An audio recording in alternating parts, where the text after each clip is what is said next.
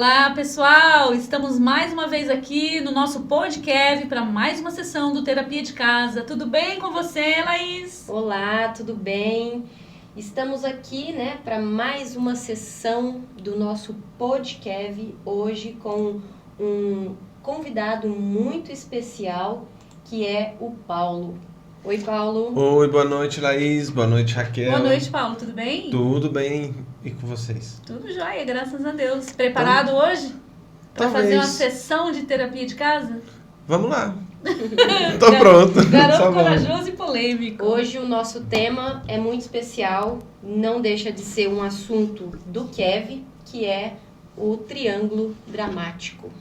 Raquel, você quer explicar um pouquinho sobre o que é o triângulo dramático? Claro. E aí a gente passa a vez pro Paulo. É isso aí. O triângulo dramático, ele aponta quando as nossas relações estão adoecidas, quando nós precisamos parar e olhar para as nossas dinâmicas nos nossos relacionamentos. E o triângulo dramático, ele envolve 3 personagens, 3 elementos, que é a vítima, o acusador e o salvador. E às vezes nós ocupamos as mesmas, várias, podemos até ocupar as 3 funções numa mesma cena. Podemos ser a vítima, ao mesmo tempo o acusador e ao mesmo tempo nos eleger como salvador de toda aquela situação. Então, se vocês quiserem fazer aí uma analogia, nós podemos pensar no desenho do Popeye, da Olivia Palito, do Brutus, que configurava, essa tríade, configurava esse triângulo dramático, né? Então, a Olivia era sempre a vítima, que tinha um salvador, que era o Popeye, e o Bruto, que era o perseguidor, que era o acusador, né? O Brutus, lembram? Não sei se é do tempo de vocês, bastante. Esse desenho, mas ele encaixa muito bem. Então, se a gente estiver num relacionamento, seja no campo do trabalho, no campo social, ou então na nossa vida pessoal, no nosso relacionamento mais íntimo, e nós nos vemos ali desenvolvendo uma dessas funções, estamos no triângulo dramático. E aí nós precisamos sair deste triângulo dramático, porque senão as nossas relações vão ficar cada vez mais adoecidas. Por quê? A vítima sempre busca um aliado, lembra da Olivia Palito? Buscando sempre alguém para que ela possa se aliar. E ela nunca sai daquela situação de vítima, porque no desenho seguinte a Olivia caía novamente na mesma função de vítima, precisando de um salvador que livrasse ela daquele acusador. Então é muito doentio essa tríade. Eu até tenho aqui um triângulo dramático, que quando a gente vai conversar, às vezes, com uma pessoa, que a gente está fazendo uma sessão de terapia, a gente já vai rodando isso aqui para ela, para mostrar para ela qual é a função, qual é o personagem que ela que mais está dominando aquela situação, Então, a pessoa às vezes não concorda, mas estando nós, fazendo um desses papéis, ou 2, ou os 3 papéis, numa dinâmica de relacionamento, é fato que estamos adoecidos e precisamos parar para olhar para isso. Certo? Você vive, Paulo, alguma situação assim? Já viveu? Me assusta. Por quê? Esse monte de informação me assusta. Exatamente, me vejo em todas. Mas assim, é bem isso, sei lá, às vezes a gente... Vítima? Tô me julgando agora, tô aqui analisando. Vítima. Às vezes a gente tenta, mas... O acusador, Mas eu vou tentar mudar, a culpa é das outras pessoas. É bem isso mesmo. Bem isso mesmo. E depois você volta pro salvador, mas eu tentei avisar, eu tentei tudo. É sempre assim. Você realmente faz muito... Vou redirecionar aqui a pergunta. Faz muito tempo ou pouco tempo que você se viu no triângulo dramático? Que eu me vi pouco tempo. Mas que eu estou lá... Acho que uns 30 anos, mais ou menos. Não tô me aguentando. Mas uns 30 anos, mais ou menos. E você se vê sempre como em qual função? Das 3 mesmo? Dividido. Das 3? Dividido. Paulo, quando você... Às vezes acusador, às vezes vítima, mas eu não tinha consciência disso. Acontece de uma forma tão natural, tão espontânea, que eu não tinha consciência. Então, assim, conversando, tudo mais, no Kev aqui, conversando aqui, eu consegui entender, mas não que eu realmente assimilei tudo isso ainda, né? Lógico, né? Mas consegui entender que realmente faz sentido. De vez em quando vítima, mas o fulano fez isso, mas o Beltrano fez aquilo e tudo mais, a culpa é do outro. Não, esse é o acusador, né? A culpa é do outro, a culpa é do outro. Ele me prejudicou, ele me isso. Esse é a vítima. E Olha o que de ele repente, fez comigo, eu não merecia, eu não luto tanto, eu faço. Exatamente, eu faço, eu luto e tal. E a culpa sempre é do outro. E aí isso me remete a outra situação, né? Quando você tem um culpado para tudo, você não precisa mudar de nada. Então isso, boa sacada, né? Então isso puxa um gancho de outra coisa, né? Que eu não tinha ligado uma coisa na outra ainda, mas agora fez um pouquinho de sentido. Acredito que com o tempo vai fazer mais. Mas então, se com o tempo vai fazer mais, você vai ficar mais tempo ainda no triângulo. Não era essa a intenção. Não era essa a intenção, mas não. Não, a intenção não é ficar no triângulo. A intenção é sair do triângulo, entender melhor e sair do triângulo. E como se sai do triângulo? Como se sai do triângulo? É uma boa pergunta. Isso que... É uma boa Verdade. pergunta. Essa Porque, resposta assim, eu não tenho. Se você está na posição do Salvador, é uma questão diferente que você viveu lá atrás de quando você está na posição do acusador. Aí é outra questão também que você passou. Estou certa desse raciocínio? Cada personalidade apresentada dentro dessas três posturas... Situação... Na verdade, Laís e Paulo, a gente faz assim porque nós não temos maturidade. Nós não temos maturidade para olhar para as nossas dinâmicas. Porque olhar para dentro dói. Olhar para as nossas questões profundas dói. Porque quando eu olhei para mim aqui, eu vi... há bem pouco tempo, eu me envolvi numa questão pessoal, né? No meu relacionamento, e eu me fiz de vítima. E eu terminei o relacionamento me fazendo de vítima e acusando o outro. Coitado de mim, olha só o que eu tô passando. Blá, blá. Mas o que me gerou um desconforto? Quando eu falei, não, se eu tivesse terminado o relacionamento, mas sendo verdadeira, conversando sem acusar e sem me fazer de vítima, ok. Mas como eu me fiz de vítima e acusei a outra pessoa como se eu fosse santa, e a outra pessoa fosse o diabo, fosse o demônio, isso me causou um desconforto. Por quê? Eu falei, caramba, eu ensino tanto sobre isso e eu tô vivendo exatamente isso. Você lembra que eu até cheguei a comentar com você? Eu falei, não, eu entrei no triângulo dramático e isso tá desconfortável pra mim. Mas me perdoa te incomodar. Eu vou me tirar dali. Mas me perdoa te incomodar, mas olha, você mesmo com todo esse conhecimento ainda caiu no triângulo dramático. E uma pessoa como eu, que não tenho esse conhecimento todo, estou em busca de um conhecimento assim, em busca de um conhecimento, mas também não só saber, que um conhecimento sem ação de nada serve. Tentar buscar, então isso também não é uma certeza de que eu nunca mais vou entrar no triângulo. Você vai entrar no triângulo, mas com consciência que você está no triângulo, você se retira dali. Você não fica, como você disse agora no início, que faz 30 anos. 30 anos no triângulo, então, exatamente. Assim, então você entra, você identifica e você fala, não é assim que eu vou resolver minha vida. Eu preciso sair. Então você se olha de fora. Fala assim, eu fui vítima, eu acusei, só eu quero estar certa. Mas dentro disso, existe uma ferida lá atrás? Sempre existe uma ferida. Não, então, isso que eu queria saber. Sempre então, existe uma ferida. Para cada característica, existe uma ferida diferente lá atrás? Você fala para cada personagem. Do Salvador é uma ferida. Geralmente são pessoas que tiveram, assim, não foram vistas, crianças que não foram vistas, crianças que não foram valorizadas, que não foram amadas, que não foram dado importância para as emoções que essa criança sentiu. Geralmente filho de mães narcisistas. Geralmente foram manipulados. Numa mente prática, essa ferida, geralmente, vamos dizer assim, né, uma pessoa que pensa ali de uma maneira mais prática, né, isso não é algo pontual. Essa ferida individual para cada dor ali, isso é algo do coletivo ali. Então não tem como dizer igual a Laís falou, porque a dúvida dela é a mesma da minha. É o que eu queria entender.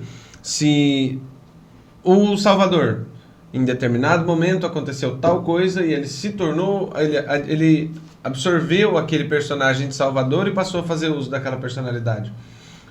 A vítima, em determinado momento, ser vítima foi favorável. Então não dá para dizer que foi uma coisa pontual. É um resultado do contexto. E todos nós temos uma interpretação individual dos fatos. Eu vou até citar uma coisa interessante que aconteceu com uma colega minha, bem próxima. Ela vai estar assistindo e vai lembrar que ela viveu uma coisa, uma dor, e ela veio e contou pra mim. E eu comecei a dar risada, que eu falava assim, mas como que isso tá te fazendo sofrer uma coisa tão boba dessa? Mas eu ria, e ela contando e eu rindo, ela contando e eu rindo. E ela falava, mas tá me doendo demais, isso tá afetando demais, assim, não tá dando certo, não tô conseguindo nem dormir, papapá. Parou ali. E aí, lógico, a gente faz ali uma troca de informações, troca de conhecimento, né? Eu ajudo muito ela me ajuda, ela também é terapeuta. Solucionou, passou. Uma semana depois, quem está sofrendo com uma outra questão era eu. Chego pra ela e falo, preciso compartilhar com você. Eu falava e chorava copiosamente. E eu chorava. E aí ela começou a rir. Ela falou, hoje eu entendo por que você tá rindo. Porque essa questão não me afeta em nada. Se eu tivesse vivido essa questão, em nada me afetaria. Mas então, o que acontece? É a nossa experiência, as nossas feridas. Eu passei pela situação da minha infância e registrei, essa dor. Ela passou pela infância dela, registrou a dor de um outro jeito. A experiência reverberou... A mesma experiência sentida de maneira diferente.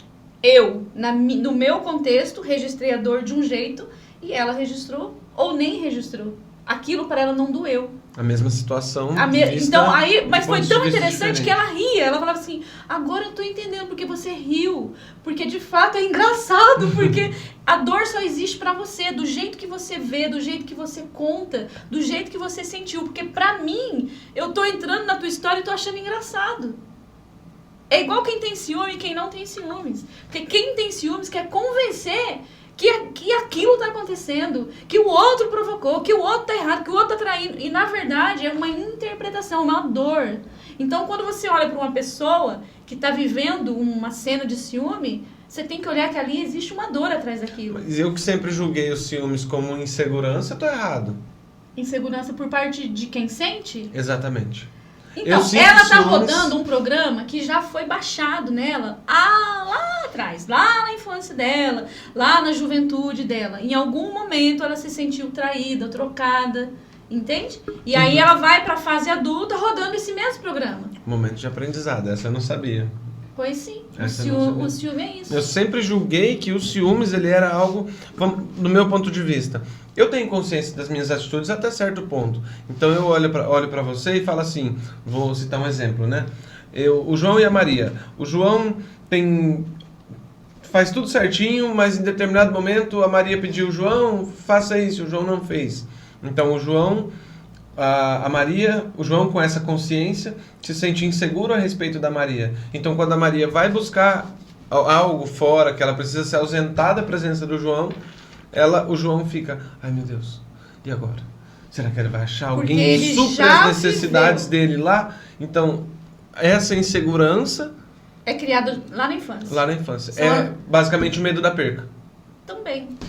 Eu já perdi, vou perder de novo, então começa a cuidar, começa a controlar, ter um mega excesso. Controle, um excesso. É aí que torna doentio. Torna doentio os ciúmes. Assim, o ciúme é doentio. Porque você ter zelo é uma coisa, agora você ter ciúmes já é um sentimento que você tá adoecido. Assunto polêmico, ciúmes. Assunto polêmico. Isso é o que? É se vitimizando? Isso entra em algum contexto? Licença aqui, mas qual que é Quem tem ciúmes, ele acusa, não é? Então vou deixar aqui, ó. É o acusador. Por isso que entra nessa questão que você falou. Cada personagem dessa é criado lá atrás, né? Ele se constrói lá atrás por uma determinada dor? Sim. Só que não vai ser acusador só a pessoa que tem ciúme. Eu sou uma pessoa que não tenho ciúme. Mas eu já me vi várias vezes na situação de acusadora. Por isso que a gente não consegue dizer, então, que seria algo pontual. É algo realmente do contexto ali da infância da pessoa. A minha dor, por exemplo, a minha dor não é a dor da traição. Mas deixa... A minha dor é a dor de ser trocada, não importa pelo quê. Pode ser por outra pessoa, pode ser por futebol, pode ser por um trabalho, pode ser por amigos, pode ser por quê?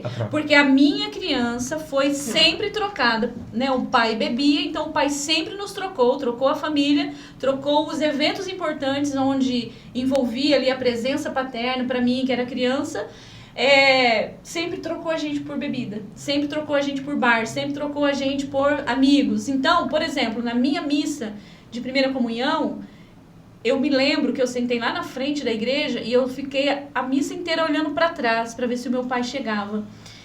E o meu pai não chegou. Então ali registrei uma grande dor, porque eu fui a única criança que o pai não foi. E eu fiquei 40 anos rodando esse programa em mim. Sempre que eu me relacionava com alguém, sempre, a vida inteira foi assim, eu sempre fui trocada. A vida inteira. Então assim, a minha dor era assim, para que eu vou namorar de novo se eu vou ser trocada? E eu era trocada, às vezes por trabalho, às vezes por futebol, às vezes...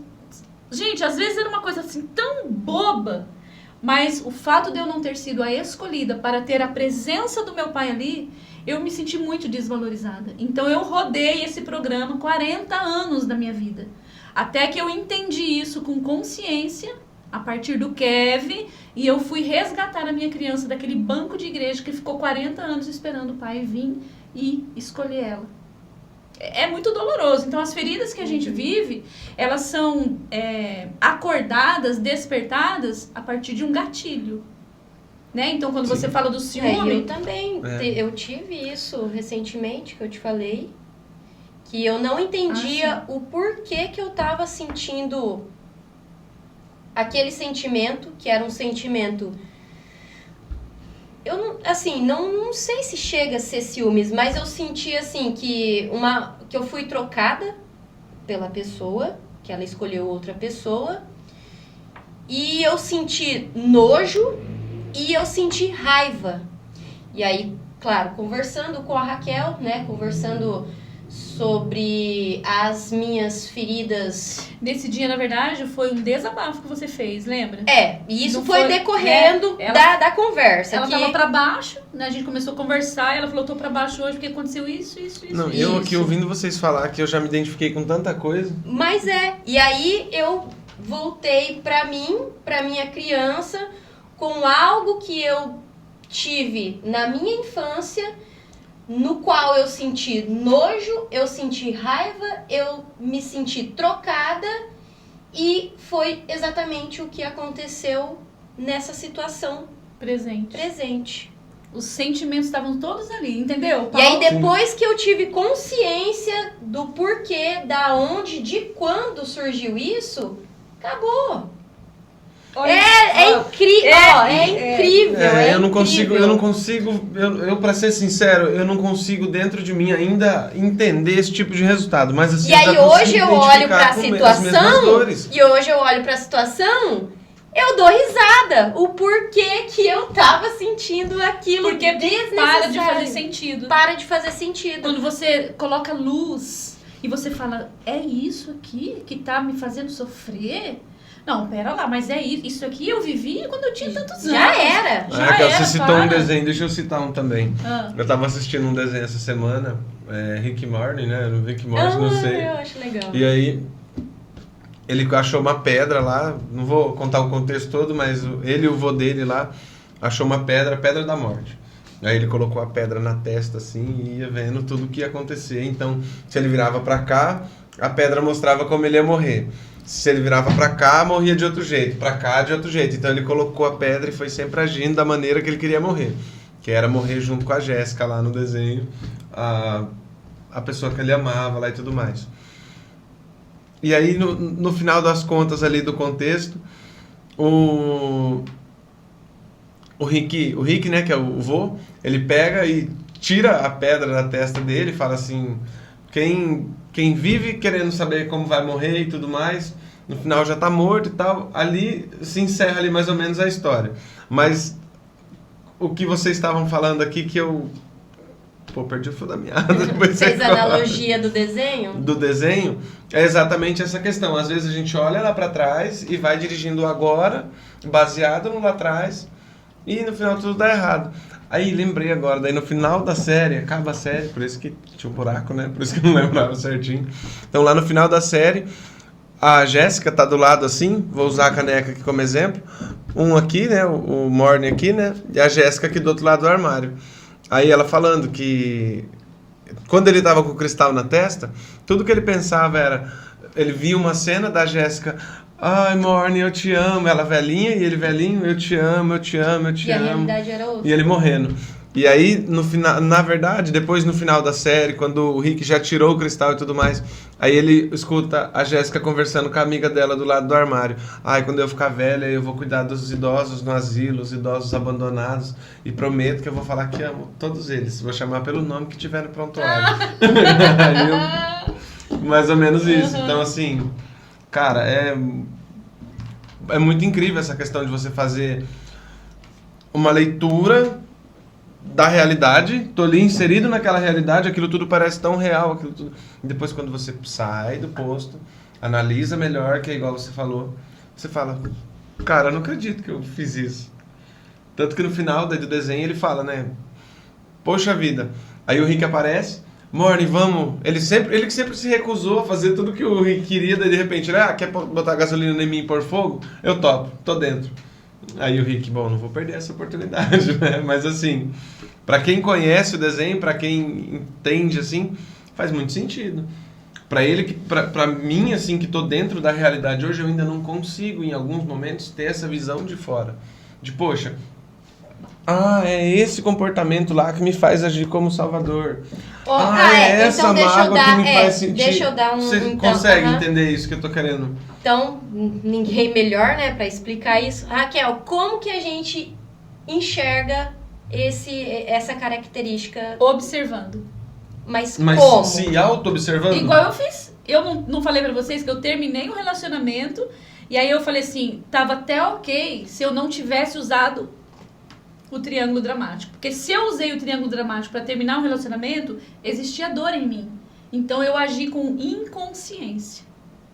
Mas consegue entender? Consigo entender, mas uma coisa para mim não faz sentido. Imagine que você... Quando eu vou diferenciar que quem tá agindo é o meu consciente e o meu inconsciente, como que eu vou me analisar de maneira consciente sem saber quem tá dirigindo? Essa divisão para mim não faz muito sentido. Não consigo entender.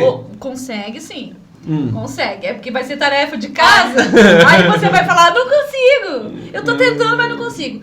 Pensa na Olivia Palito, pensa no Brutus e pensa no Popeye. Em algum momento você vai estar em um dos papéis. Por quê? Porque existe dor rodando o seu programa aí. Tá, então essa análise vai ser feita depois do comportamento, pós-comportamental. Por exemplo, você chega em casa, vamos pensar, você é casado, né? Chegou em casa, brigou, um exemplo. Aí, o que vai acontecer? Você vai começar a acusar.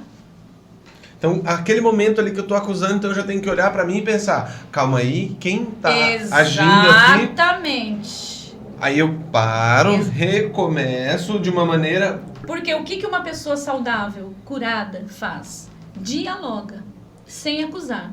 Ela ouve, ela também propõe ali que as questões dela sejam apresentadas, mas ela não julga, ela não condena, ela não se vitimiza. E qual é o papel mais importante aqui quando você sai desse triângulo? E ela também não salva todo mundo, querer né? solução. Oi? Ela também não salva todo mundo, né? Não. O curado não tem essa pegada de o salvador. Não. Porque a gente vê muito isso. Segura aí. Eu tinha culpa até dos mendigos que deitavam debaixo de marquises de prédios, de supermercado. Eu já cheguei a dar pra...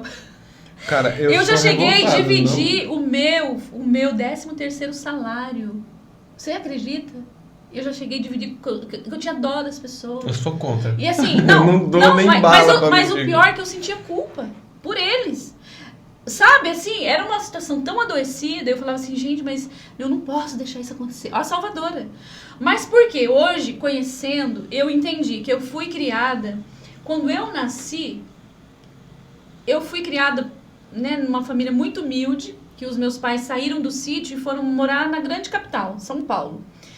E lá, meu pai também já era usuário de álcool, né? Então, minha mãe sozinha na capital, logo engravidou de mim. Então, você imagina um casal vivendo no sítio a vida inteira e, de repente, os dois se veem numa grande cidade, que é São Paulo, você já sabe como é que é, né? Então, não tem esse negócio de compadre, comadre, vizinhos. Todo mundo não muito existe frio, isso. Todo mundo muito frio, esses relacionamentos muito superficiais. E aí nasce a Raquel. Aí, veja bem, logo 2 anos e meio depois, nasce meu irmão. Então, eu já perdi o meu colo, a minha mãe, a atenção. E a minha mãe, além de estar preocupada com meu irmão, que era muito doente, ainda estava preocupada com meu pai, que bebia, preocupado com as contas no final do mês, que podia ser que o dinheiro não daria para pagar. E quem que era a Raquel? Era aquela criança que olhava tudo e falava, eu não posso dar trabalho. A minha mãe já é ocupada demais. Então sempre foi assim, fica quieta, menina, você não tá vendo que eu tô ocupada? Você não tá vendo que eu tô cuidando do teu irmão? Você não tá vendo que eu tô fazendo almoço? Você não tá vendo que eu tô limpando a casa? Nunca tinha tempo pra mim. Então, quando a criança se sente nessa condição, ela sempre olha o contexto e pensa, no que eu posso ajudar? Como eu posso salvar essa situação? Esse foi o meu contexto, e é o contexto de muitas crianças. Esse foi o contexto que criou a personalidade do Salvador. Do Salvador. Isso significa que eu sou uma pessoa com alta dependência emocional. Então, porque eu quero salvar muita gente. Então o perfil de vítima vem através do abandono, pelo que eu entendi. O perfil de vítima vem através desse abandono ali, a questão dos ciúmes ali que a gente estava conversando e tudo. Então, essas condições ali é o que cria a vítima, e esse é o que cria o Salvador. É isso. Mais ou menos isso. Então, quem que cria o acusador? As três é uma coisa só. Porque eu tô assimilando assim de uma maneira isolada. Então, se é um contexto geral, então, no meu ponto de vista... Então, eu acho que você quer saber assim, tá, se eu tô sendo salvador, o que que eu passei? Qual foi a questão? Foi desamparo? Foi... Isso, mas assim, ó, pra ser bem sincero e bem direto, vou usar aqui o exemplo do triângulo aqui, ó.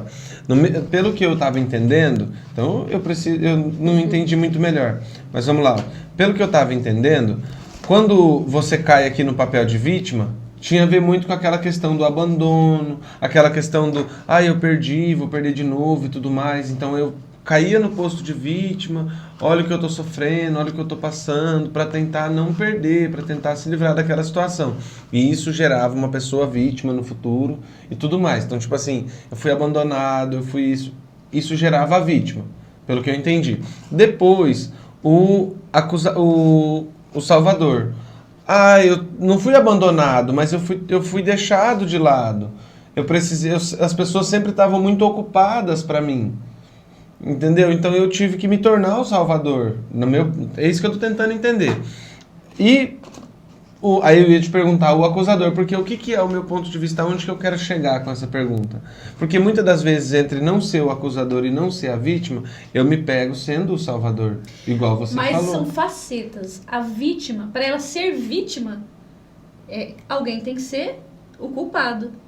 Então ela automaticamente já tá acusa. Entendeu? Entendi. Então, os três personagens estão numa dinâmica só. Porque muitas das vezes, entre não ser a vítima e não ser o acusador, eu me pego no posto de Salvador. Olha o papel de vítima.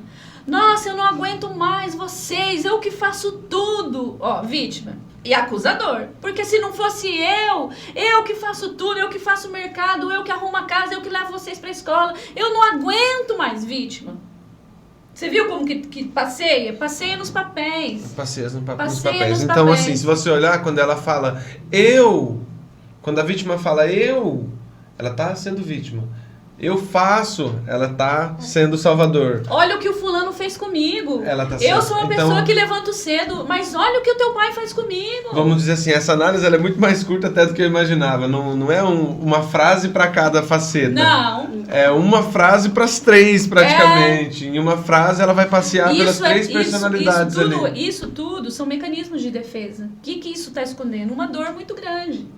E uma criança que não foi vista, uma criança que não foi atingida das necessidades. Né? É muito, porque você teve uma história de vida. E eu tive outra, e você teve outra. E nós três tivemos interpretações diferentes daquela realidade. Por isso que quando eu vivi aquela questão que eu fui contar pra minha colega, ela deu risada. E quando ela contou pra mim, eu ri também, porque Pra mim, não fazia o menor sentido ela sofrer por aquilo. Porque a minha interpretação sobre aquilo era uma coisa tranquila, era normal. Agora, ela imprimiu ao fato um peso muito grande. Ela sentiu muito aquela questão que ela viveu. Doeu demais nela. Sabe, eu não aprendi a praticar ainda, mas existe às vezes ouvindo assim algumas coisas do Augusto Cury, ele fala, né, sobre o fenômeno REM, né, o registro automático da memória, que o seu cérebro ele vai registrar tudo, mas ele vai priorizar aquilo que você agrega mais sentimento, aquilo que você coloca como mais importante. E aí, então, quando a sua amiga viveu essa situação, ela priorizou aquilo, ela agregou muito sentimento naquela situação. Por isso que para ela aquilo teve um peso. Já você, quando viveu a mesma situação, provavelmente lá na infância, não agregou tanto valor, aquilo para você não ter tanto sentimento em cima daquilo. Quando ela me contou, eu achei engraçado. Você achou engraçado. Mas você tá Porque sofrendo por isso. Para você foi vivido de uma maneira muito leve, mas para ela não. E às vezes eu não vou mentir pra você, não. Eu sou muito o cara que coloca emoção em tudo, então eu fico registrando tudo. Então, e no meu caso, eu mesmo, uma hora eu tava interpretando de um jeito, depois que eu tive consciência, eu tava rindo daquela situação. Tudo é questão de consciência. É jogar luz às nossas sombras. Todos nós temos as sombras. Por quê? A nossa identidade... Será que eu vou rir, gente, desse momento aqui nesse podcast, aprendendo tanto assim? Será que eu vou rir? Eu espero que sim. Significa que eu vou aprender muita coisa. Você está fazendo o KEV, né? Para quem não sabe, o KEV, ele é um método de autoconhecimento profundo, onde a gente leva o indivíduo, né, o sujeito, o protagonista da história dele, a descobrir quem ele é. Porque nós temos uma essência, que ela é divina, nós temos uma centelha divina. O sujeito. Só que a gente sofre muitas perdas na vida, a gente sofre muitos... Acho que a criança, ela precisa ser muito amparada. E a partir do momento que a criança não sente esse amparo, né, que a gente estava conversando aqui, aqui com o Paulo, né?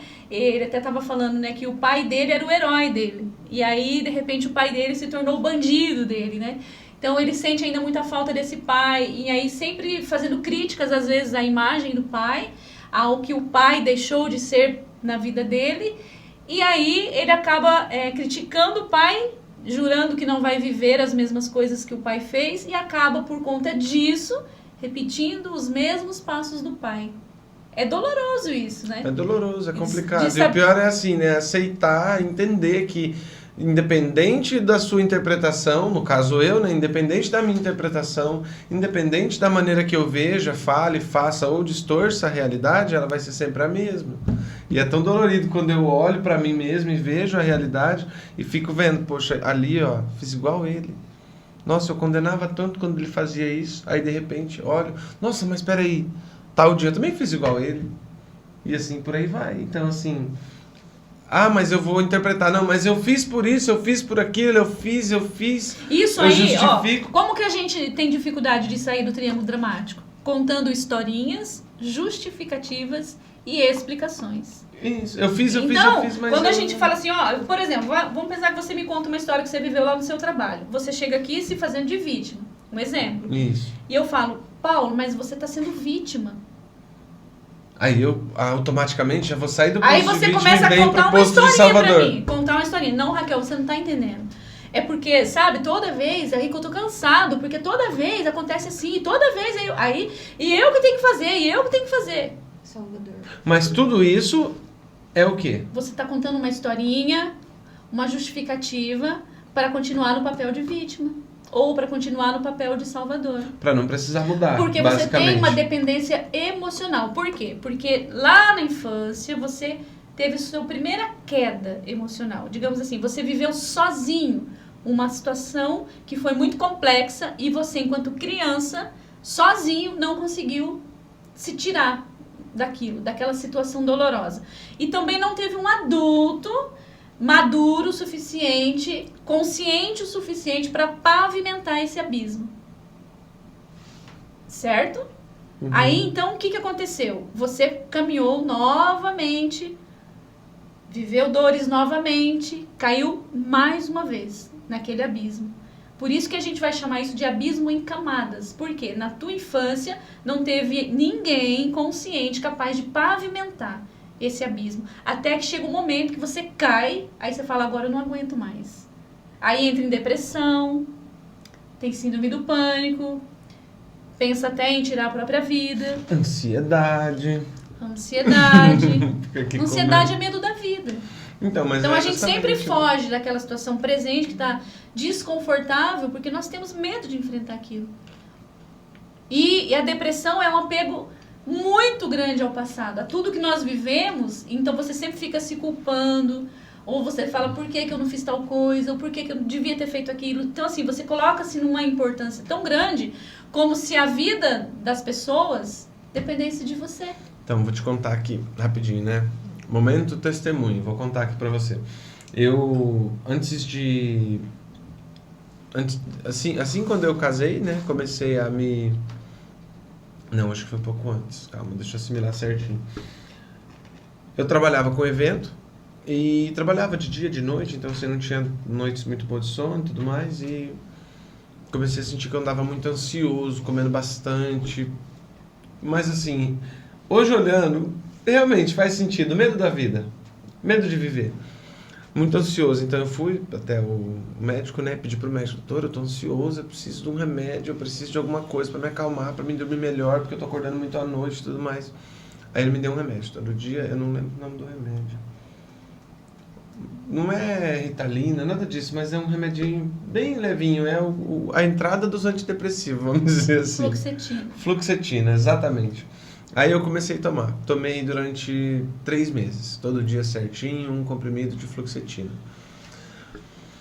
No primeiro dia eu falei, não, isso não mudou nada. Vou tomar uma semana pra ver. Na primeira semana eu senti diferença. Eu emagreci um pouco, já senti que eu tava comendo menos. 1 mês eu senti uma grande diferença. Só que eu também senti muita perca de vontade. Eu, por ser uma pessoa muito explosiva, eu não tinha vontade. Então ela meio que matou a minha vontade. Aí mesmo assim eu persisti, fui. Eu senti que realmente abaixou a ansiedade, só que eu comecei a não me ver mais. Eu comecei a olhar lá e falar, não, mas essa pessoa não sou eu sou mais feliz, eu sou mais alegre, eu sou mais ativo, eu sou mais vivo, eu sou mais isso, eu sou mais aquilo. Eu chego em casa, eu faço tantas coisas, hoje eu só quero dormir, isso não sou eu, então eu fui.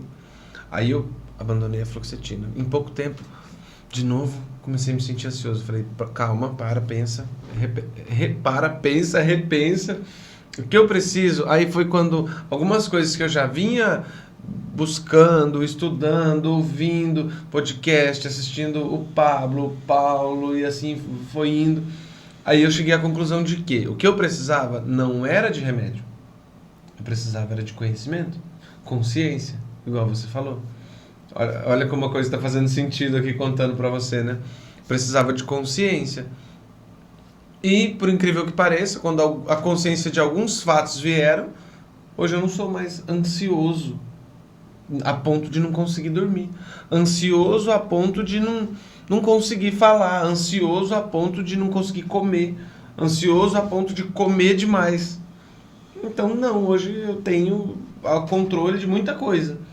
Graças ao conhecimento, mas da mesma maneira que você falou de analisar aqui, eu tive que aprender a analisar a respeito de estar ansioso, do fato, eu estou ansioso. Então, quando eu me pego ali comendo demais, opa, eu tô ansioso, o que está acontecendo? Paulo, meio que uma autoanálise. Todo excesso esconde uma falta. Todo excesso. Então, o excesso da comida foi um grande problema meu, inclusive. O ano passado, até o início deste ano, eu emagreci 10 quilos resolvendo problemas emocionais. Não precisou nem de regime. Vou emagrecer. Não precisei de regime. Eu, por exemplo... Aliás, passei 20 anos tentando emagrecer. Vamos pensar assim, lutando com a balança a vida inteira. Só que quando eu percebi que a questão era emocional, até tem o Elton Euler, lá do Corpo Explica, ele fala muito sobre isso. As 3 funções do ganho de peso. Então, é porque você está vivendo dores profundas da tua criança, que precisaram comer, precisaram ficar fortes para passar por aquelas situações. Então, quando eu resolvi minhas questões, que eram muito profundas e antigas, é como se soltasse o peso da minha vida, entendeu? Todo aquele peso não fazia mais sentido, eu não precisava mais me proteger. Porque o peso, o ganho de peso, por exemplo, no meu caso, vou falar de traço de caráter aqui, que talvez você não vai entender, mas é tudo isso que eu falo quando eu já fiz sua leitura. Então, quando você senta na minha frente e você conta uma história, eu deixo você falar à vontade, porque eu sei qual é o teu traço que está na dor. Então, eu deixo você falar. Mas não significa que eu entro na tua dor. Eu observo a tua dor e eu falo, eu já sei onde o Paulo está sofrendo. Porque eu conheço os seus traços. Por quê? Porque quando a gente é criança, ninguém nasceu para ser gordo. Não pensa assim. Mas vamos pensar que a Raquel sofreu a dor do abandono. Por quê? Porque a mãe não via, né? A gente tinha que ficar muito assim, cuidando de si próprio, porque o adulto estava ocupado demais com problemas de adulto, digamos assim. Então a criança ficou meio que, entre aspas, abandonada. Então todas as questões que a Raquelzinha reclamava, toma aqui a chupeta, toma aqui sua mamadeira, come essa bolachinha aqui e fica quieta, vai sentar ali e assistir a televisão, come esse prato de comida aqui e fica quieta. Então tudo era comida. Ou seja, para acalmar a minha dor, me davam comida. Foi o meu registro, entende? Então, quando eu tô revivendo a minha dor, o que eu faço? Eu como. É uma fuga. Porque eu fui ensinada a que eu não posso revelar minhas emoções. Não posso expor, porque eu atrapalho a vida dos adultos. Entende? E aí, o que acontece quando eu preciso ser vista? Eu engordo. Eu ganho peso, porque agora vão me ver. Entendeu? Tudo inconsciente. Tudo inconsciente. O que é in? É dentro. Por isso fala assim, sou consciente. Ok, tô aqui. Inconsciente é dentro. Fiel. Quem é infiel? Tá sendo fiel a quem? Há um padrão lá atrás.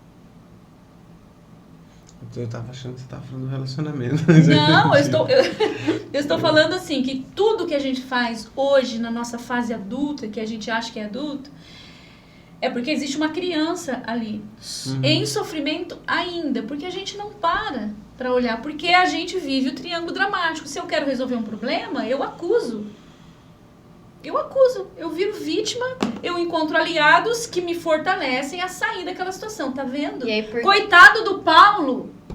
Oh, meu Deus, olha o que fizeram com esse menino. Então, por quê? Aliar. O que a vítima busca? Tudo que eu precisava. Aliados. Repete, eu quero ouvir de novo. Coitado do Paulo, como fizeram isso com você? Nunca ouvi isso. Nunca na história desse país. Nunca na história desse país ouvi um coitado da Raquel. E olha que agora, analisando os fatos, esse coitado foi buscado. Realmente, analisando os fatos, quantas conversas a gente teve já e... É bem isso. E aquela, vai rebatendo aqui no triângulo, vai rebatendo, até encontrar o aliado. A primeira vez que aí encontra o aliado, aí você cai no de Salvador. Aí agora... isso aqui é mais fácil, é mais cômodo do que enfrentar a verdade. Claro. Aonde está a minha verdade? Dentro de mim. Mas aonde eu tô mostrando? Pra fora. Mas olhar pra dentro, Raquel, é muito doloroso. Aí você vem e fala do seu pai, fala da sua mãe, fala da sua avó. Um exemplo. Não tô dizendo que é isso que acontece. Mas é um exemplo. É igual o meu caso. Meu caso, eu sempre fui vítima. A vida inteira vítima. Coitada de mim. Coitada de mim. Que fizeram comigo. Até que eu falei, eu vou me tirar desse lugar. Eu tô cansado, Paulo. Então, assim, até onde vai a nossa dor? Até quando a dor de mudar é menor do que a dor de permanecer onde você tá. Então, quando você tá vivendo uma situação uma boa pergunta, que você né? não tolera mais, você fala, eu não aguento mais igual eu vivi no ano passado, eu falava assim, não, eu não aguento mais viver isso, vou repetir isso até quando? Eu já tenho tal idade, eu não quero mais levar adiante isso, eu preciso me curar. Então, vamos colocar assim, né, de uma maneira matemática em um gráfico, essa dor, ao decorrer do tempo, se a dor de mudar ainda for menor do que a dor de se enfrentar ali, isso vai indo até que a dor de mudar seja menor. Exatamente. Isso e vai aí, indo se você ali não até rompe, vai passando. Você vai repetir tudo de novo. E vai passando, né? E você repete tudo de novo. É um ciclo, então eu vou revivendo. Repete. Mas aí nós já comentamos na questão espiritual, né? Isso, mas vamos lá, vamos pisar um pouquinho na questão espiritual. Se eu não se eu não... É uma questão que me interessa bastante. Se eu não consigo romper isso, eu não tive o conhecimento, não encontrei o podcast, não encontrei lá o Kev, eu não tive acesso a esse conhecimento. Então eu vivi uma vida dessa forma. Olha o coitado lá, né? Tô com medo de parecer a vítima. Mas vivi dessa forma. E aí, quando que isso vai deixar de se repetir? Quando ele fizer ali 50, 60 mais ou menos, a vida parou de insistir e vai passar para a próxima geração. Ou não, eu vou viver esse ciclo até o final e vou sair por aí disseminando isso? Quando você se cura, você cura as gerações passadas, você cura, você transforma. Mas isso através do contato? Não.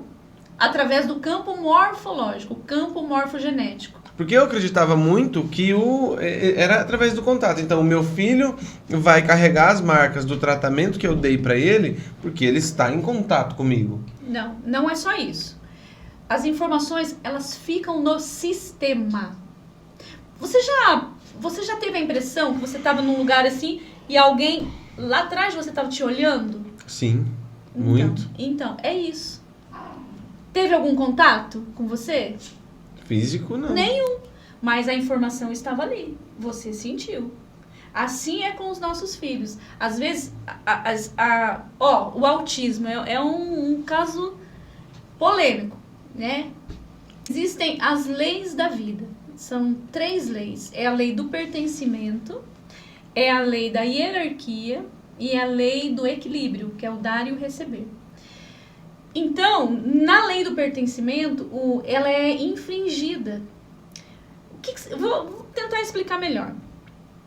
Imagina que você teve um avô. E esse avô envergonhava a família. Era um ladrão, vivia preso, soltavam, ele roubava. Então, vocês se envergonhavam desse avô. Aí o que aconteceu? Chegou um ponto que a família se reúne e fala assim, a partir de agora fulano morreu pra nós.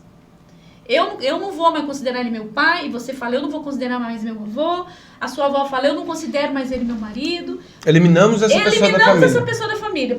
Fulano morreu pra nós. Mas biologicamente não morreu, tá vivo. Não morreu. Aí o que acontece? Eles tiraram o direito deste avô de pertencer, indiferente do que ele fazia, indiferente do caráter e comportamento dele. Então a primeira regra ali foi cortada, que é o pertencimento. Ninguém mais fala com ele. Então foi quebrado. Passa uma geração, outra geração, não se resolve aquilo. Imagine que aquele avô morreu amigo.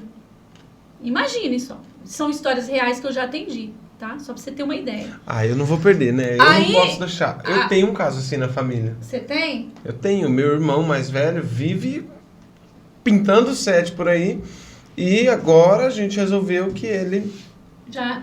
Então vocês tiramos ele da família. Uma exclusão. Eu coloquei pra ele uma situação, a partir de hoje, se você quer andar certo, eu vou tirar da minha boca, eu vou tirar do meu corpo e vou te dar pra você andar certo. Não quer andar certo? Não precisa nem falar comigo. Ele automaticamente nunca mais falou comigo. Como ele nunca mais falou comigo, todo mundo...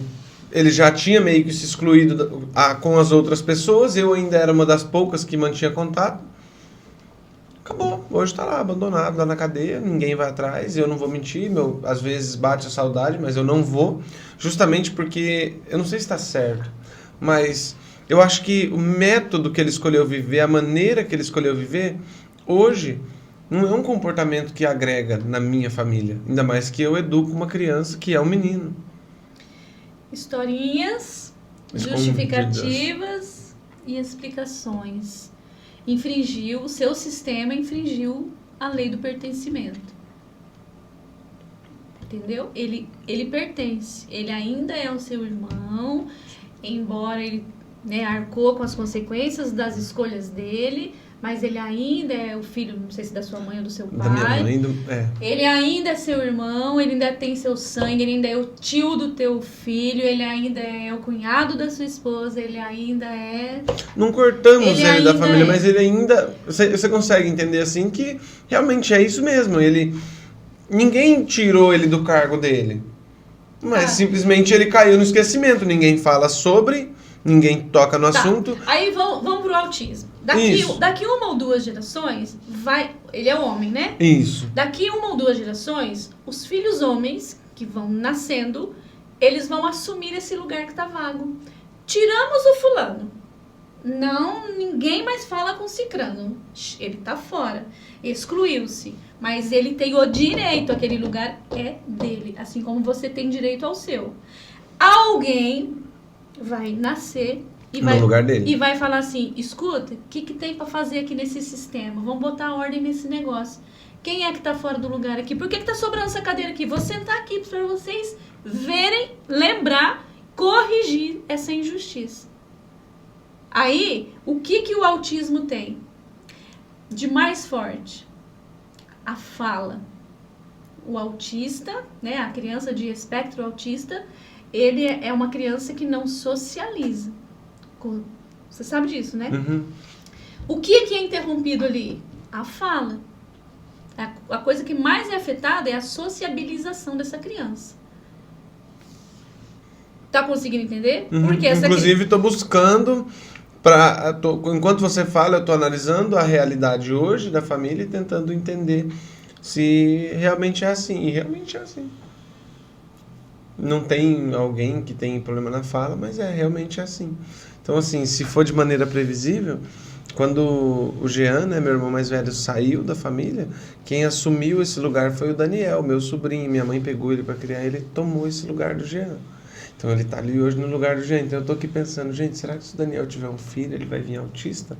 Para corrigir essa cadeia que foi toda infringida, que tá toda bagunçada? Todos os casos de autismo que eu já atendi até hoje, todos infringiram a mesma lei, a lei do pertencimento. Você não faz parte, você é criminoso, você nos envergonha. Teve casos de alcoolista, que o pai chegou a morrer na sarjeta. Ninguém falava com o pai, passavam pra lá, passavam pra cá, viu o pai fazer de conta que não via. Veio uma criança autista. Então, assim, aí nós vamos entrar na questão da espiritualidade. A Laís baixou pressão aqui agora, hein, Laís? Aí vem a questão da espiritualidade. Conversa, Laís, com a gente. Porque Deus fala assim, né? A palavra de Deus, né? A Bíblia fala assim, que Deus visita a iniquidade dos pais nos filhos até a 3ª e 4ª geração. E a iniquidade, ela é a raiz de todo mal. Então, se eu me ponho num lugar de excluir alguém, entende? Que eu estou ocupando um lugar que eu não posso ocupar. Eu estou julgando e condenando aquela pessoa como aquela pessoa não faz parte. Vamos excluir. Então, sempre vai ficar um lugar vago e vai alguém nascer e vai tentar fazer essa justiça com essa consciência arcaica, que é a consciência do clã, que ela vai falar, não, tem alguma coisa para arrumar aqui. E o que tem que arrumar? Onde é que eu sento? O que eu posso fazer para ajudar? Mas então, quem sentar no lugar é a pessoa que vai herdar essa... Então, não é ali que nem eu estava imaginando. Então, é quem senta no lugar, quem ocupa o lugar, é que... Não, aí você tá confundindo essa questão de ocupar o lugar. Eu tô falando de um sistema. Um sistema familiar. Não dá... Então, assim, quando a criança nasce e tem esse diagnóstico, ela não fala. Uhum. Aí, qual que é a questão que pede para olhar ali? Com quem vocês não falam? Que precisou nascer uma criança com uma patologia da fala, entende? Para que vocês olhem com essa clareza, com essa consciência e falem assim, com quem nós não falamos? Com quem nós deixamos de falar? Isso pode acontecer, então, por exemplo, com o filho do filho dele. Pode acontecer até a 3ª e 4ª geração. Vamos supor, no caso... São as gerações que são visitadas até o meu bisneto. Pode. Até o meu bisneto. Então, o filho do meu filho do meu filho. Seria o caso. Ou o seu neto. Ou o seu outro filho. Vamos tratar, né? Porque você... Vamos tratar, né? Já. Mas não quero deixar... eu também, o que eu queria deixar de herança é alegria, boas histórias, é um bom patrimônio, para que eles não precisam trabalhar tanto. Mas, assim, não quero deixar esse tipo de herança. Mas entrando na questão do triângulo dramático, essa questão toda é o quê? Uma acusação? Qual questão? De excluir essa questão de pertencimento, porque acusou... Né? Julgou. Tudo começa no julgamento. Você quer ver o mal da humanidade? Julgamento. Julgamento, realmente. Julgou, referencia, relativiza ali o bem e o mal. Isso é bom, isso é ruim. Eu julgo, condeno e sentencio. Você não serve. Entende? Consegue entender? Onde entra o julgamento? Mas no meu caso ali com ele, eu, ainda a respeito do meu irmão, eu não julguei, eu dei para ele a oportunidade. Eu coloquei condições. Isso também é considerado como julgamento? Quando eu não julgo diretamente, mas eu coloco condições para a pessoa. Ó, você escolhe ou isso ou isso. Ó, isso também é um julgamento. Eu vou te dar um exemplo que... Quando Jesus estava morrendo, lá no alto do madeiro, do lado dele tinha um ladrão, do lado direito tinha um, do lado esquerdo tinha outro, certo? Uhum. Um deles, o que Jesus fez com um deles? Foi salvo. Era ladrão. Se Jesus entra com esse conceito que você entrou, olha, eu não estou julgando, eu estou apenas isso, aquilo. Jesus nem olharia para os ladrões. Jesus julgou o ladrão? Ali tinha, provavelmente ele roubou, matou. Mas Jesus olhou isso. Ó, eu te levaria, eu te dei a escolha. Você teve a escolha, mas se você tá morrendo aqui, só eu sou inocente. Você, não. Eu não fiz nada, mas você fez. Entende, Paulo? Tudo é julgamento. E ele podia? Quem? Jesus? Podia o quê? Julgar? Mas podia, mas não fazia. Porque Não, Jesus sim. era por amor. Ele veio nos ensinar. E nos ensinando, ele nos amou. E nos amando, ele nos ensinou. Uhum. Né? Agora, o que a gente pega de ensinamento? Quantas pessoas falam que seguem Jesus? Que depois que conheceram Jesus, que blá blá blá com Jesus, tudo mimimi. Às vezes, no fundo dessa pessoa, é uma pessoa maldosa, julgadora, né? Arrogante, orgulhosa. Aonde tem esses adjetivos em Jesus? Não tem, né? Então a gente se engana, a gente se engambela. Conta historinhas, explicações, justificativas. Para justificar o porquê eu estou julgando, o porquê eu estou condenando, o porquê eu estou excluindo. É igual você falou, não me leve a mal no que eu vou dizer.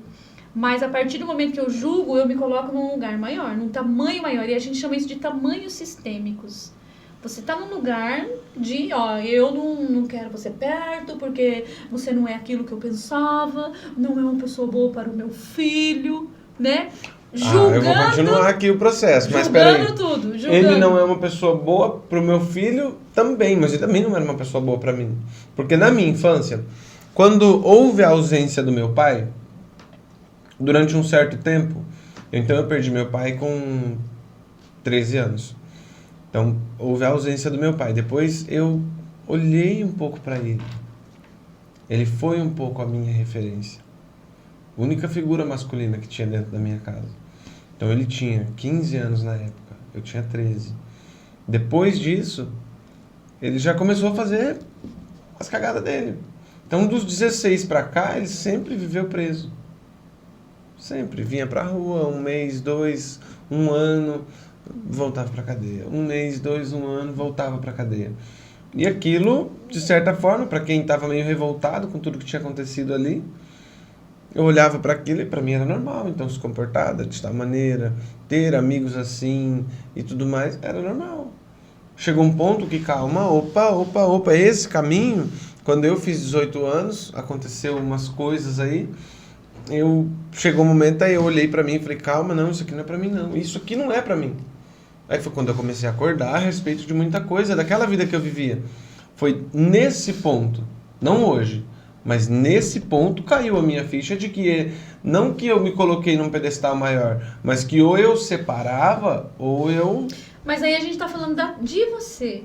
Isso, aí De quando você. eu optei... Aí é a escolha que você fez pra você. Mas aí quando eu optei em afastar ele da família, não da família no contexto geral, mas da minha família, que eu passei a constituir, exatamente por esse motivo. Então... Por medo de que se repetisse aquilo que aconteceu comigo.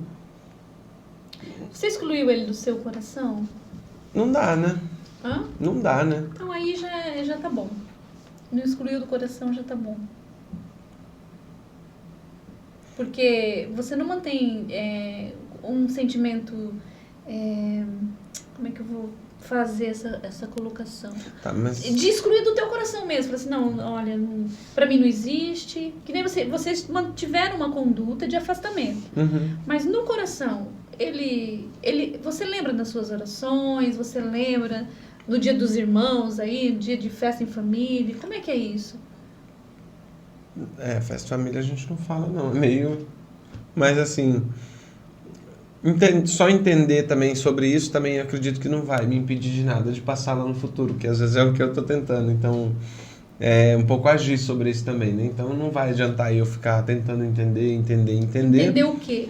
Entender tudo isso, entender o processo, tudo isso que acontece entre eu, ele e tudo mais, entender... de certa forma, prever o que pode acontecer lá no futuro.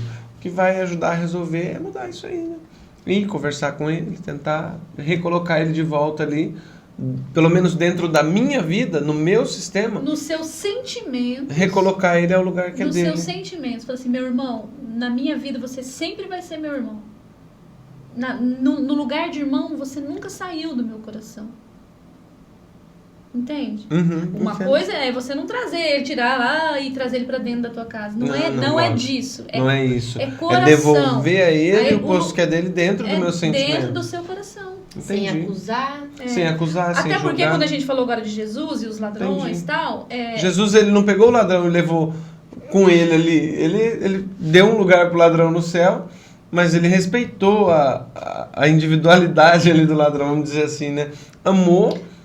Jesus é misericórdia, né? Do começo ao fim da história, né? Do seu ministério, que foram 3 anos, ele é misericórdia pura. É isso que ele pede. Ele fala assim, eu não quero sacrifícios. Porque antes as pessoas faziam sacrifícios para se livrar dos pecados, né? Para serem isentos dos pecados. Jesus vem e fala assim, eu não quero sacrifício, eu quero misericórdia. É olhar para o outro entendendo que ali tem uma dor. Você se fez órfão aos 13 anos, mas o teu irmão ficou órfão também aos 15. Então a dor dele ou a tua não dá para medir. Não é uma maior que a outra. Não é uma maior que a outra. São 2 rapazes. Só que são 2 de pontos de vista diferentes. Órfãos, mas são 2 órfãos de pai. E a visão sistêmica, ela mostra muito isso. Falta de pai encaminha para o crime.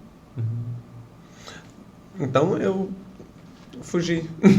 Fugi do sistema, porque graças a Deus eu consegui não Então, o cair por essa excesso, vertente. né? O excesso dele, do irmão dele, Equilibrou. é uma dor que ele teve lá atrás. Uma dor do pai, né? Do abandono do pai. Todos nós, gente, todo ser humano que vive nessa terra, já viveu e viverá, todos nós temos manchas na nossa identidade.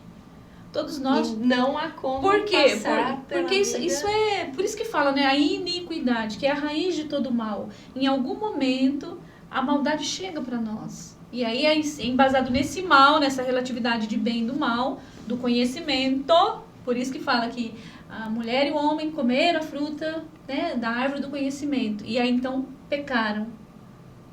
Entende? Por quê? Porque passaram a olhar a vida com os olhos do julgamento.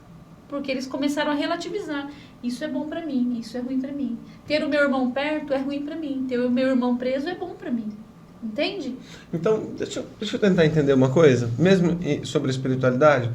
Então, o pecado em si ali, vamos dizer assim, não o pecado, mas o erro em si ali, no sistema, seria, não é o pecado da desobediência, igual muito foi pregado, é a consciência de que, peraí, eu desobedeci, eu posso desobedecer. Se eu posso desobedecer, eu posso julgar o que é melhor pra mim.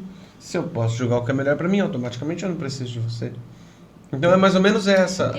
Vamos voltar à história, que a Laís falou que viveu aí um drama, eu vivi o meu e você viveu o seu, e a minha amiga lá que eu falei, viveu o dela. São julgamentos, eu imprimi um julgamento para aquilo que eu vivi. Então, a Eva imprime um julgamento. A minha mãe me trocou pelo meu irmão. A minha mãe não me ama. Eu julguei. Entende? Uma criança não tem condições sozinha de lidar com isso. Mas vamos dar um exemplo da minha mãe. A minha mãe já vinha sofrida demais da história dela também, né? De viver de um pai violento, né? De ser muito... Ninguém tinha diálogo naquela família. Era tudo muito aos gritos, né? Então, como que a minha mãe educou a gente? Gritando. Você acha que a minha mãe teve a consciência, né, teve a chance de ser amorosa? Ela era amorosa do jeito que ela achava que o amor era. É um amor que machuca. Por quê? Aquela história do eu tô te batendo é porque eu te amo. É assim que eu tô te educando, pra você não ser um tranqueira. Porque se eu não te amasse, eu não te batia. Então, qual é a interpretação que a gente tem? O amor, ele tem que machucar. Eu até pouco tempo atrás, eu não sabia amar alguém que não me machucasse. Sabia, Laís? Isso eu nunca compartilhei. Mas eu não sabia amar quem me trazia paz. Eu só conseguia me apaixonar num relacionamento que me tirava o chão. Que fazia eu reviver tudo aquilo que eu vivi na minha infância. De querer tanto o colo da mãe, mas a mãe não tá podendo dar o colo. Então eu era louca pela minha mãe. Eu sempre... E ter que admitir que eu queria mais o amor da mãe, mas ela estava ocupada demais, cuidando de outras coisas, foi a minha lona. Foi onde eu beijei o chão. Beijei a lona, como diz a história. Então, quando você reconhece, e aquela dor que você quer esconder, que você quer lutar contra, você passa a somar essa dor na tua história, ela integra você, é aí quando você começa a buscar a pontinha da cura. Porque você vai passar pelo sofrimento, não fugir do sofrimento. Vai doer, é difícil, né, não, Laís? É difícil. Passar pelo processo.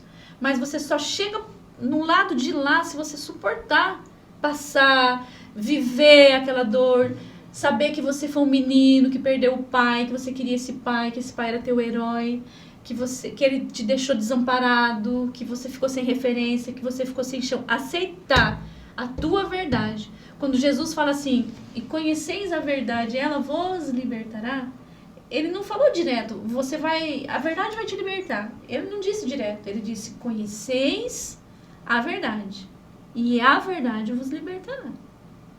Tem uma história que eu conto no Kev, de uma mulher que estava morrendo de inanição, de desnutrição.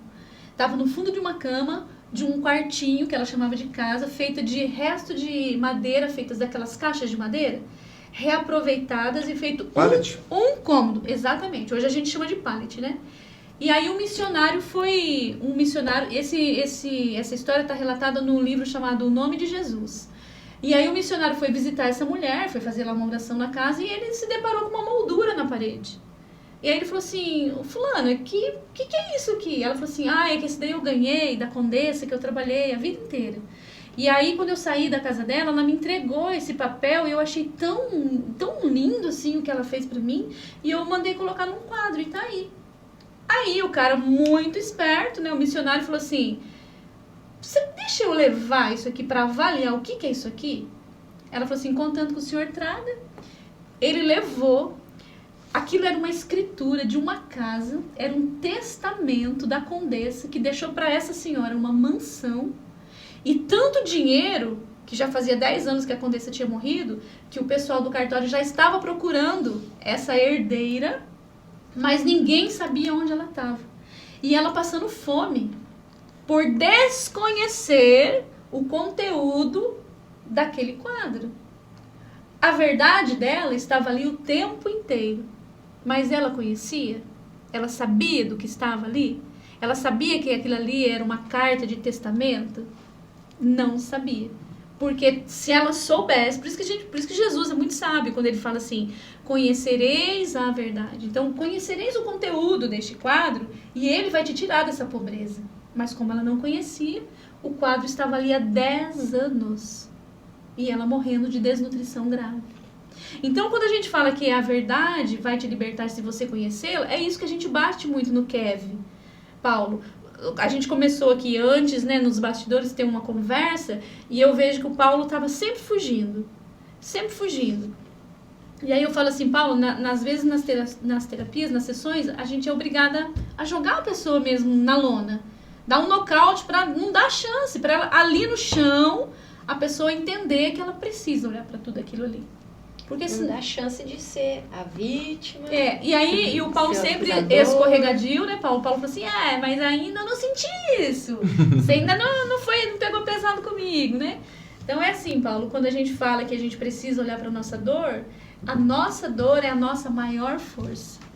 Enquanto você ficar camuflando, se fazendo de forte, eu quero que você entenda que você está vivendo um triângulo dramático, adoecido nos seus relacionamentos, em tudo na vida, em todas as relações sociais e familiares que você vive, e você não vai sair disso. Você tem que jogar consciência nessa história, jogar luz, para que você possa ver a tua escuridão. Imagine esse quarto com luz apagada, né? Esse estúdio com uma luz apagada. Imagine. Você sabe o que tem nele? Se você não viu ainda o que tem nele? Não. Mas Já acendeu a luz. aí você vai ter medo de entrar, porque você não sabe o que tem. Agora, se você acende a luz revela. Então, por isso que a gente fala, tudo tá ali, no teu cômodo, no teu estúdio, guardadinho na tua caixinha, na tua caixa preta, que a gente costuma falar. Um avião não tem a sua caixa preta? Nós também temos, que é o nosso inconsciente ali, que guarda tudo aquilo, para que a gente não morra. Porque o ser humano, em contato com sua dor, ou ele morre, ou ele vai à loucura. Por isso que nós temos tantas pessoas com alguns diagnósticos, vivendo aí em instituições, né, de longa permanência, instituições psiquiátricas, porque a pessoa rompe com a realidade para suportar aquela dor e não morrer. Então, assim... Porque biologicamente o nosso cérebro é programado para manter a gente vivo a qualquer custo. Independente se a perca da consciência for a consequência disso. Ele vai te manter vivo. Paulo, eu já atendi uma pessoa que ela falava assim para mim, você vai saber quem é. A gente fez uma jornada, uma pessoa se inscreveu, não foi? E daí ela falou, você falou para ela conversar comigo, porque ela tinha um monte de problema lá. Aí você falou, nossa, a Raquel conseguiu se curar disso. Aí você passou meu contato, lembra? E eu começava a conversar com a pessoa, eu fiz até áudio. E eu falava assim, olha, a sua questão é a seguinte, isso que você está mostrando não é o problema, a raiz do problema. Você está mostrando só sintomas. Ela sentiu um monte de coisa. Depressão, síndrome do pânico, não sei o que lá, dor nas pernas, dor não sei o que, um monte de coisa. Uhum. Eu falava assim, isso daqui são sintomas. Você precisa descobrir isso aqui. Essa aqui é a raiz. Né? A sua dor está camuflando a raiz. E ela se fez de surda, não ouvia. Ela falava assim, mas eu tô sabendo que você se curou, qual o nome do remédio você tomou? Aí eu falei, será que ela não escutou o áudio? Mandei outro áudio de 6 minutos. Ela falou assim, entendi agora. E como que é o nome do remédio? Ela ouviu? Não, ela só queria amenizar os sintomas, Paulo. As pessoas não ouvem porque são banhadas por um orgulho. O orgulho mexe com os nossos hormônios. Acho que eu já falei até isso em outro vídeo. Então, tudo que a gente precisa moer na nossa vida é o orgulho, mas é moído mesmo. Porque o orgulho não te deixa prosperar, não deixa você enxergar o tanto que você está ferido, não deixa você enxergar o tanto que você está ferindo, não deixa você enxergar absolutamente nada. E parece que joga um véu nos seus olhos que você não vê mais nada. Você não consegue escutar, igual esse caso que eu estou contando. Contei a minha história e falei assim, me curei assim, assim, assim. Ela, e qual remédio você tomou? Né? Então a pessoa não consegue nem ouvir. Então o orgulho nos afasta. Lá no Kev tem uma aula chamada O Ladrão que Existe em Nós. E o ladrão é o orgulho, porque ele nos rouba tudo. Deixa eu te fazer uma pergunta. Então vamos lá. Como quebrar e como enfrentar esse orgulho? Você consegue dizer agora? Assim, repete, se você conseguir. Eu vejo que eu sou doente. Eu vejo que eu sou doente. Então, pela visão corporal que eu tô aqui de você frente a frente, você já jogou o seu olhar pro lado direito, procurando racionalmente falar isso. Você não sentiu isso, porque você buscou, jogou lá. Entendeu? O que eu vou ganhar falando isso? Então, eu penso, busco no meu racional. O que eu quero é a resposta. Repito. Se eu não falar, não vou ter a resposta. Então, entendi. Você entende? Uhum. Você, como sofreu muito da dor da manipulação, foi muito manipulado, você manipula suas respostas. Por isso que o tipo de pessoa como você está vivendo numa dor há muito tempo e sempre camuflando. Mas é muito difícil, pra mim a personalidade é muito difícil sair disso? Ou é impossível? Não, é difícil até o ponto que você fala, eu quero. Sem manipular. Vou citar a história de Jó. Jó usou a seguinte frase, no final da história. Aquilo que eu mais temia me sobreveio. que ele tinha medo? De perder os filhos, porque os filhos pecavam. E ele pagava sacrifícios para que Deus não visse, não olhasse para os pecadinhos dos filhos, entendeu? Manipulando. Jó era manipulador. Se a gente olhar assim, ó, botar uma lupa, porque todo mundo romantiza a história de Jó. Ai, que homem paciente. Nós temos que ser como Jó. Nada mais, nada Mas menos que ó a consciência. vítima que Jó foi. Ai. Deus me deu, Deus tirou. Maldito seja o dia que eu nasci. Ó o drama de Jó. Não é vítima? Não é vítima? E os amigos de Jó falavam assim, Jó, você faz tanta gente ter fé pelas coisas que você fala de Deus. E você sabe, Jó, que se você se quebrantar, porque você sabe que nenhum castigo vem do nada. Alguma coisa você fez. E Jó fazia o quê? A vítima. A vítima. Maldito seja o dia que eu nasci. Aí quando Jó se depara com a verdade dele, ele declara que até os ossos dele doía quando a dor chegava. Se quebrantando. Porque o que Deus queria? Deus queria quebrar o que em Jó? Orgulho. Orgulho. Mas mesmo sem dinheiro, sem família, sem ninguém, aí a mulher olha pra ele, a frase mais famosa, né? Amaldiçoa teu Deus e morre. Então, assim... Mas ó, você viu que a gente sempre fica repetindo as histórias que a gente escuta. Mas assim, comentando.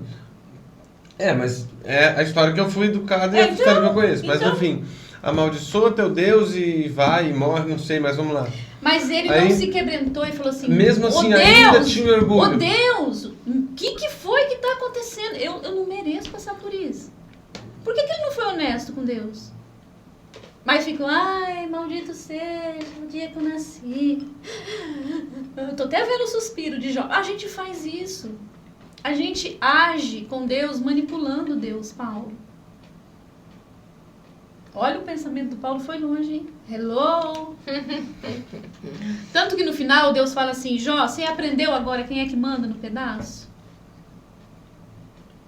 Aí Jó fala assim, Deus, eu te conhecia de te ouvir falar.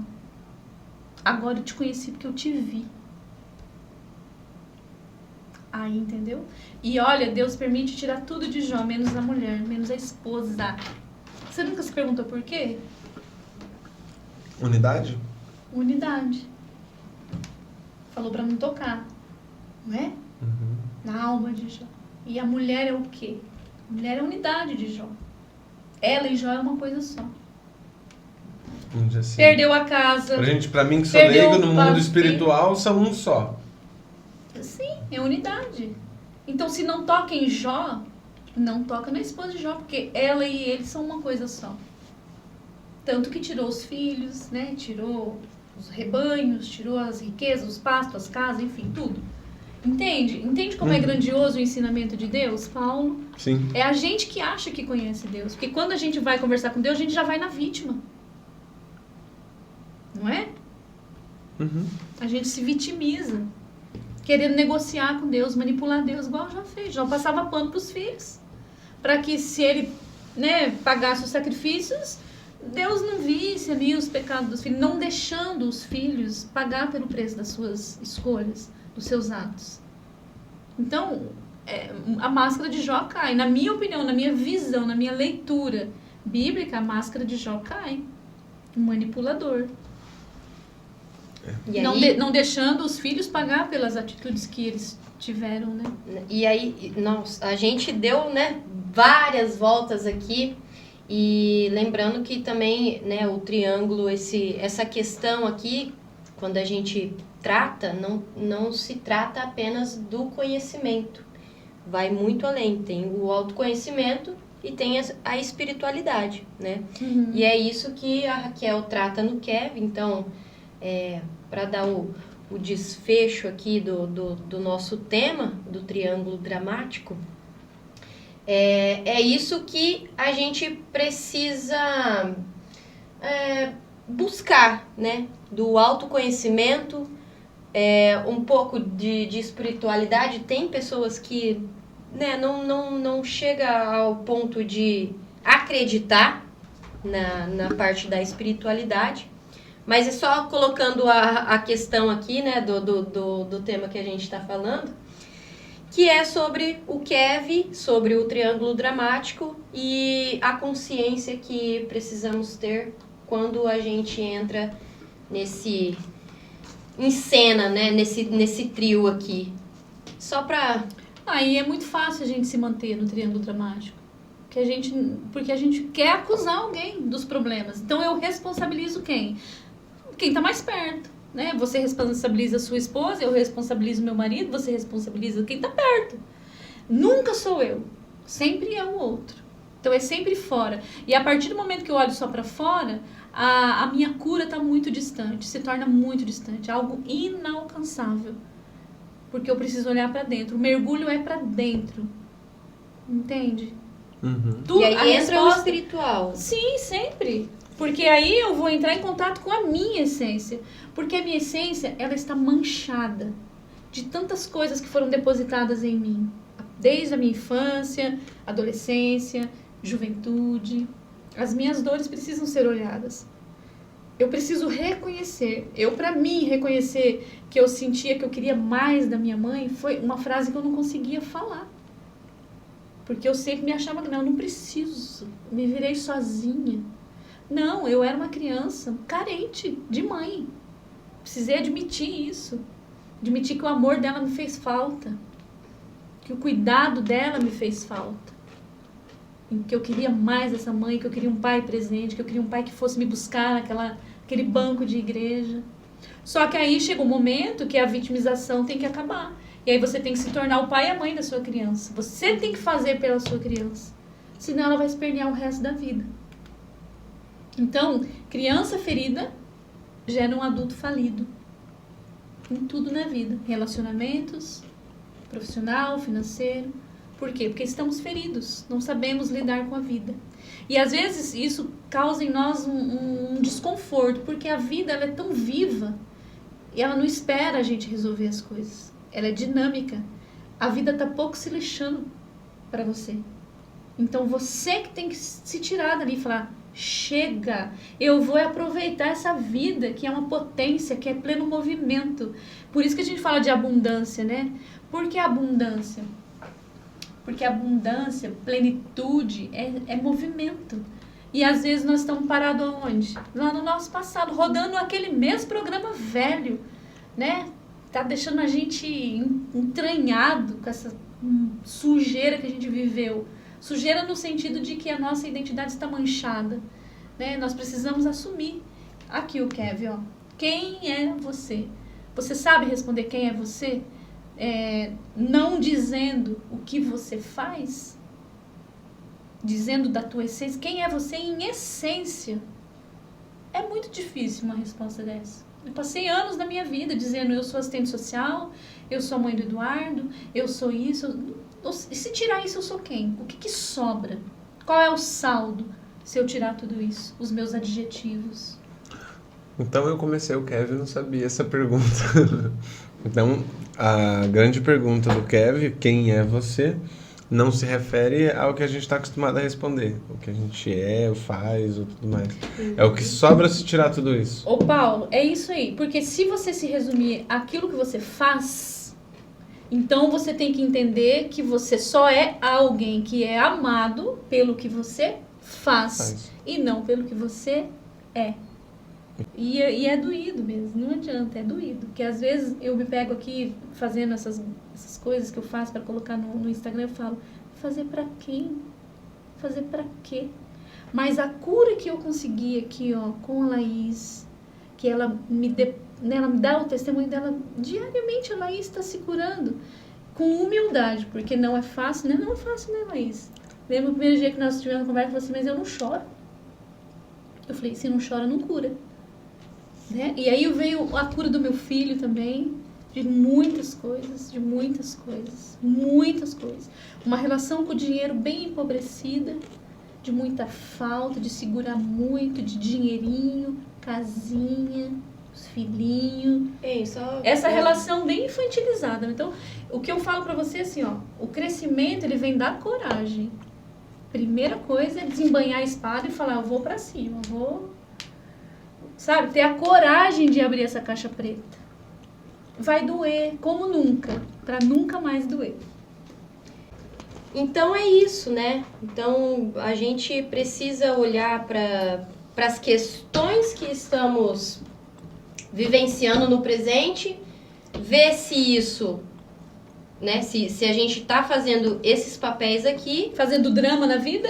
e olhar para a nossa criança, né, lá atrás e ver o porquê que a gente está tendo esse tipo de comportamento de algo que passou lá atrás. Ter essa consciência e saber lidar com a situação, né?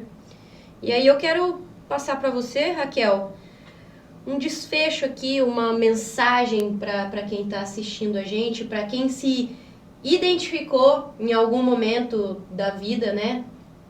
Estar passando por isso. Qual que é a mensagem que você deixa? Eu deixo a mensagem de que vocês estão falando com uma pessoa que viveu muitos anos adoecida, mas sempre culpando outras pessoas. A partir do momento que eu quase morri, foi um momento de quase morte mesmo na minha vida, foi quando eu saí do papel de vítima e resolvi encarar as minhas dores uma a uma. Ainda vivo neste processo de autoconhecimento e autocura, jogando luz na minha história, e também querendo levar luz à vida de muitas outras pessoas, por isso o Kev existe. E é isso. Quero agradecer também ao Paulo, que hoje se abriu, né, Paulo? Paulo é uma ostrinha, mas que vai se abrir. A pérola, como que é? A ostra, para criar as pérolas, precisa ser ferida. Né? Leva isso para sua noite de hoje, para o seu dia de hoje. Mas obrigada por ter tido a coragem de estar aqui com a gente hoje. Foi muito valiosa a sua participação e eu espero que você conclua o Kev e depois volte para dar um grande testemunho de transformação. Vamos concluir o Kev, vamos ver o que vai dar isso aí.